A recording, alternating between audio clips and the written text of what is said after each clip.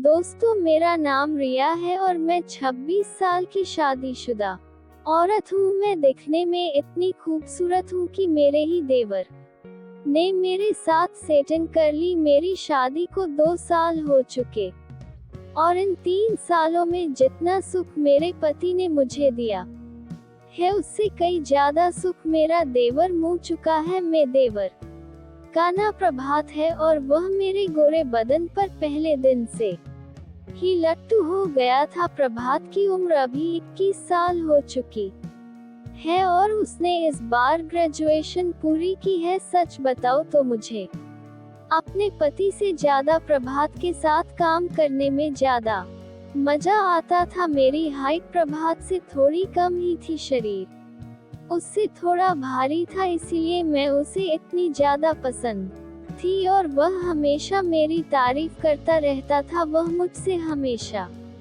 कहा करता था कि भाभी जी, आपसे शादी करने का बहुत मन करता है, अगर मेरा बस चले तो मैं आपको अभी अपनी पत्नी बना लूं।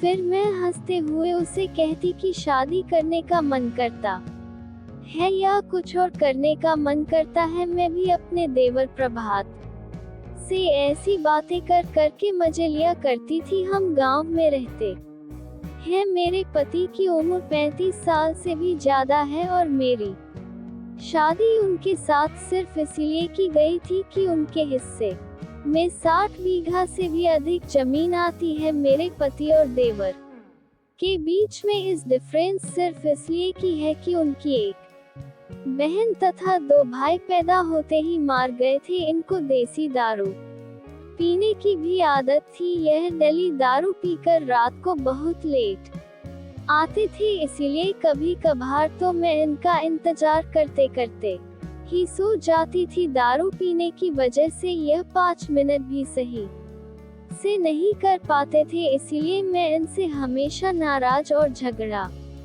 करती थी। कम से कम एक दिन तो बिना पिए आ जाया करो ताकि मुझे भी शांति मिल सके, लेकिन अब उन्हें इसकी आदत लग चुकी थी। ऐसे मेरे पति का स्वभाव बहुत अच्छा था। वह मुझे किसी भी चीज के लिए मना नहीं करते थे, ना ही मुझे कभी गाली देते थे। साथ ही उम्र ज्यादा होने की वजह से मेरी और उनकी कभी मैच ही नहीं हुई। बस इन्हीं कारणों की वजह से मेरा मन अपने ही देवर प्रभात पर आ गया। जब मेरी नई शादी हुई थी तब मेरे पति की कोई बहन भी नहीं है। जब प्रभात पैदा हुआ तो सासू माँ का भी देह हो गया था। उस दिन हल्की बारिश हो रही थी। मैं भी बाहर काम करने की वजह से पूरी भीग चुकी थी। मैं घर में हमेशा साड़ी पहनती हूँ कि इतने दिनों बाद प्रभात ने मुझे ऐसे देखा तो वह बस देखता ही रह गया। प्रभात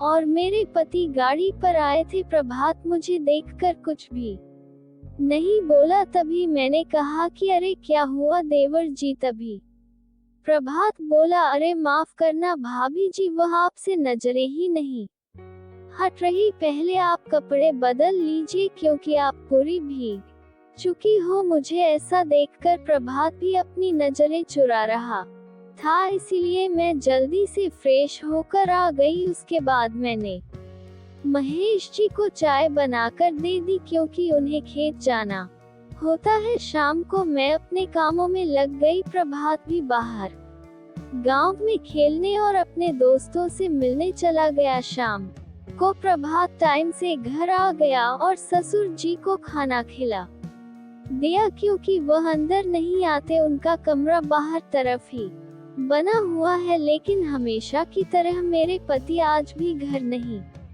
आए, इसलिए आज मैं टाइम पास करने के लिए प्रभात के कमरे में चली गई। प्रभात भी बेड पर लेटा हुआ मोबाइल में गेम खेल रहा था। मुझे देखकर वह बैठ गया और बोला, भाभी क्या हुआ, भैया अभी तक नहीं आए क्या? तभी मैं बोली, अभी तो बस ही बजे हैं, कभी कभी तो वह 12 बजे तक नहीं आते। ऐसा कहते ही मैं काफी उदास हो गई थी, इसलिए प्रभात बोला कि कोई बात नहीं भाभी जी, अब मैं आ गया हूँ, आपको इतना अकेलापन महसूस नहीं हुआ होगा। तभी मैं बोली, वह तो है, लेकिन अगर यह ऐसे ही पीते रहेगा तो कैसे चलेगा। तभी प्रभात बोला, आप इतनी टेंशन ना लो, धीरे धीरे छोड़ देंगे। तभी मैं बोली, मुझे नहीं लगता प्रभात, मैं तो इन्हें रोज डांटूं, लेकिन फिर भी यह शाम को पीकर आ जाते हैं। मेरी तो इन्हें कोई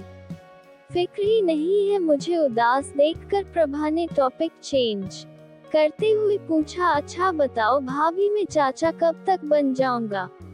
प्रभात के मुंह से ये सुनकर मेरे चेहरे पर मुस्कुराहट आ गई और मैंने कहा कि छोड़ो देवर जी, आपको तो मस्ती सूझ रही है। तभी प्रभात बोला, नहीं भाभी, मैं सीरियसली पूछ रहा हूँ, आखिर आप खुशखबरी कब देने वाली हो। तो मैं बोली, ऐसी बात है तो फिर आपको 2-3 साल इंतजार करना पड़ेगा। ऐसा सुनकर प्रभात चौंक गया और बोला, अरे भाभी, इतना समय क्यों, वैसे भी 2 साल हो चुके हैं। तो मैं बोली, ये तो तुम अपने भैया से ही पूछो, क्योंकि वह महीने में 2-4 बार ही करते हैं और वह भी नशे के कारण ठीक से नहीं करते। मेरे मुंह से ऐसा सुनकर प्रभात जोर से हंसने लगा और उन्हें हंसता देखकर मेरी भी हंसी निकल गई। तभी मैं बोली, तुम्हें ये सब मजाक लग रहा है ना, लेकिन इस दुख को आप नहीं समझ सकते देवर जी। प्रभात से बात करते करते कब 11 ही बज गए, मुझे पता ही नहीं चला। और इसके बाद जब मैं अपने कमरे में गई तो मेरे पति सो चुके थे। आज भी उन्होंने खाना नहीं खाया। उसके बाद मैं भी उनके पास जाकर सो गई। सुबह होते ही मैंने जल्दी से चाय और नाश्ता तैयार कर दिया। उसके बाद ससुर जी और मेरे पति को दे दिया। सुबह नाश्ता करके मेरे पति हमेशा की तरह खेत चले गए और ससुर जी बाहर कुर्सी पर बैठ गए। प्रभात बहुत लेट उठा था, करीब से बज गए थे। मैं किचन में काम कर रही थी। तभी प्रभात चाय पीने के लिए किचन में ही आ गया। मैंने उसे देखकर बोला, तुम्हें आने की क्या जरूरत थी, मुझे आवाज मार देते, मैं तुम्हारे लिए चाय नाश्ता कमरे में ही ले आती। तभी प्रभात बोला, नहीं भाभी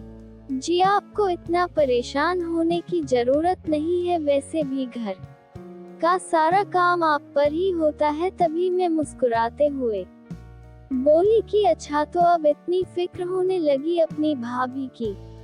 तभी प्रभात बोला, आप हो ही इतनी अच्छी कि फिक्र अपने आप हो जाती है। तो मुस्कुराते हुए मैं बोली, तुम्हारे भैया तो कभी मेरी तारीफ नहीं करते, बस तुम ही करते हो। प्रभात मजाक करते हुए बोला, ऐसी बात नहीं है भाभी जी, उम्र के साथ उनकी बस नजरें कमजोर हो गई हैं। इस तरह प्रभात मुझसे बहुत मजाक करता और अब तो मेरा भी मन लगने लगा था। प्रभात को आए हुए 10 दिन हो गए थे और इन 10 दिनों में ही उसने मेरा दिल जीत लिया था। वह हर वक्त मेरे आगे पीछे ही घूमता रहता था। घर के काम में भी मेरी बहुत मदद करता था। उसके आने के बाद मैंने कभी भी अकेलापन महसूस नहीं किया। फिर कुछ दिनों बाद प्रभात के किसी दोस्त का बर्थडे था तो वह उसकी पार्टी में गया हुआ था। जैसे कि वह दोपहर को वापस आया तो वह बिल्कुल नशे में था। शायद उसके दोस्तों ने उसे बियर पिला दी थी। वह तो अच्छा हुआ कि उस दिन घर में उसके भैया नहीं थे, क्योंकि वह खेत में ही रहे। जब वह घर आया तो मैं उसे कमरे में ले गई और उसके हाथ मुंह धुलाए। फिर उसने मेरा हाथ पकड़कर मुझे अपने पास ही बैठा लिया और कहने लगा, भाभी जी आप बस मेरे पास बैठ जाओ, आप जब भी मेरे साथ होती हो मुझे बहुत अच्छा लगता है, बहुत अच्छा लगता है। आप दुनिया की सबसे खूबसूरत भाभी हो। उस दिन प्रभात नशे में पता नहीं क्या क्या बोल गया। मैं तो बस उसकी बातों में हाँ मिलाई जा रही थी। वह तो यहाँ तक बोल गया था कि भाभी मैं आपकी खूबसूरती को अंदर तक देखना चाहता हूँ। मैं आपके साथ वह सब करना चाहता हूँ जो भैया नहीं कर पाते है मैं आपको वह सारी खुशियाँ देना चाहता हूँ, लेकिन मुझे पता है आप इसके लिए कभी राजी नहीं होगी। और इसके बाद आई लव यू भाभी। ऐसा कहते कहते प्रभात सो गया। जब शाम को प्रभात उठा तो मैं उसे चाय देने के लिए कमरे में चली गई। वह बेड पर ही बैठा था तो मैं उसे डांटते हुए बोली, अच्छा तो देवर जी का नशा उतर गया या अभी भी बाकी है। उस वक्त प्रभात मुझसे नजरें भी नहीं मिल पा रहा था। वह नीचे देखते हुए ही बोला, भाभी मुझे माफ कर दीजिए, वह दोस्तों ने जानबूझकर पिला दी। आज के बाद ऐसी गलती नहीं होगी। तभी मैं रोनी सी आवाज में बोली कि तुम्हारे भैया तो पीकर आते ही है, अब उनके पीछे पीछे तुम भी ऐसे हो जाओगे तो कैसे चलेगा। मेरी आंखों में आंसू देखकर प्रभात की सूरत भी रोनी सी हो गई और उसने मेरा हाथ पकड़ा और कहने लगा, प्लीज भाभी आप रोना मत है, आपकी कसम खाकर कहता हूँ आज के बाद ऐसी गलती दोबारा नहीं करूँगा। आप कहोगी तो मैं उनसे दोस्ती भी तोड़ दूंगा। आप मुझे मार लीजिए पर प्लीज आप रोइए मत। प्रभात के मुंह से ऐसा सुनकर मैंने उसे कहा, नहीं दोस्ती वोस्ती तोड़ने की जरूरत नहीं है, बस मैं तो यही चाहती हूँ तुम इन बुरी आदतों से दूर रहो। फिर मैंने प्रभात को चाय देते हुए कहा, अच्छा छोड़ो इन सब बातों को और चाय ठंडी हो रही है, चाय पी लो। जैसे ही प्रभात चाय पीने लगा तो मैंने उससे पूछा, वैसे प्रभात एक बात बताओ, तुम दोपहर को क्या बोल रहे थे। तभी प्रभात बोला, मुझे कुछ याद नहीं, अगर कुछ का है तो आप ही बता दो। फिर मैंने प्रभात को कहा कि चलो फिर रहने दो अगर तुम्हें कुछ याद नहीं है तो। लेकिन प्रभात बोला, कोई बात नहीं भाभी, आप मुझे बता दो, अगर कोई काम कहा तो मैं कर दूंगा। इसके बाद में मैंने उसे फोन रिकॉर्डिंग सुना दी जो मैंने उस वक्त रिकॉर्ड कर ली थी। वह सब कुछ सुनकर प्रभात पसीना पसीना हो गया और बोला, भाभी उस वक्त पता नहीं मैंने नशे में क्या कुछ बोल दिया, आप मुझे प्लीज माफ कर दीजिए। ऐसा कहते कहते वह मेरे पैरों में गिर गया और माफी मांगने लगा, सॉरी भाभी, आप मेरे लिए इतना कुछ करती हूँ और मैं आपके बारे में ऐसा सोचता हूँ, मुझे माफ कर दीजिए भाभी, मैं तो आपसे नजरें मिलाने के भी लायक नहीं हूँ। प्रभात इतनी शर्म महसूस करने लगा था कि वह मेरी तरफ देख भी नहीं रहा था, इसलिए मैंने उसे पकड़कर खड़ा किया और बेड पर बिठाया और बोली, कोई बात नहीं देवर जी, आप इतना क्यों सीरियस हो रहे हो। तभी प्रभात बोला, आपको कितना बुरा लगा होगा, मैं आपके बारे में ऐसा कैसे सोच सकता हूँ भाभी, मुझे प्लीज माफ कर दो ना। तभी मैंने किया, बस भी करो ना प्रभात। मैंने कहा, मुझे बुरा नहीं लगा और तुम्हारी बातों का मुझे क्यों बुरा लगेगा, तुम मेरा कितना ख्याल रखते हो और मेरी हर बात मानते हो। अब छोड़ो इन सब बातों को। इतना सुनकर प्रभात चुप हो गया। फिर मैंने मुस्कुराते हुए उससे पूछा कि अच्छा सच सच बताना, जो भी तुमने नशे में बोला था क्या तुम सच में ऐसा सोचते हो। तभी प्रभात बोला, चलो छोड़ो भाभी अब इन सब बातों को। लेकिन मैंने फिर जोर देते हुए पूछा, बताओ ना देवर जी, क्या तुम सच में मुझे पसंद करते हो। पर फिर भी प्रभात कुछ नहीं बोला। मैंने फिर जोर देते हुए पूछा, तुम्हें मेरी कसम है प्रभात, अब बता भी दो, अपनी भाभी से इतनी मिन्नतें क्यों करवा रहे हो। तब जाकर प्रभात धीरे से बोला, हाँ भाभी, वैसे आप मुझे बहुत अच्छी लगती हो। फिर मैंने हंसते हुए कहा, अच्छा तो इसका मतलब है जो भी तुमने नशे में बोला था वह सब कुछ सच था। ऐसा सुनकर प्रभात ने धीरे से हमें गर्दन हिला दी। तभी मैंने प्रभात को चिढ़ाते हुए कहा, अच्छा तो अपनी भाभी से करते हुए शर्म नहीं आएगी।